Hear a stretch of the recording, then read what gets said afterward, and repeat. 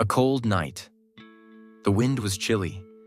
A little cat, all alone, sat by the roadside. Her small eyes were filled with tears. Shivering from the cold, she looked around, but no one was there.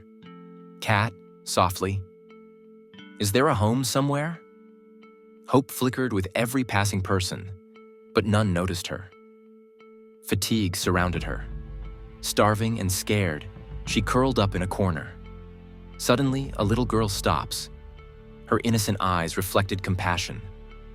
Without saying a word, she picked up the cat in her arms. "Girl," gentle voice, "you're not alone anymore." The cat began to feel a sense of safety in the girl's embrace. Away from the cold, she now had a warm place to rest.